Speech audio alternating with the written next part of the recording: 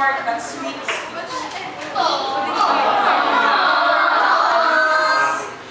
How time flies. It's almost 4 or 5 months, and it's like that I feel that this should not end. Not because that I want to keep on giving lectures, but I would surely miss the company of my students. You. Totoo nga naman that, totoo nga naman talaga that not all good things will last.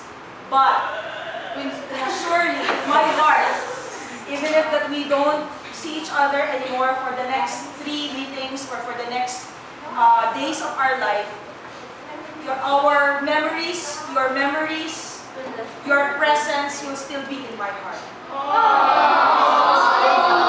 All I wish, sana lang, ay hindi nyo malimutan ang mga pieces of advice na mga shinare ko sa inyo.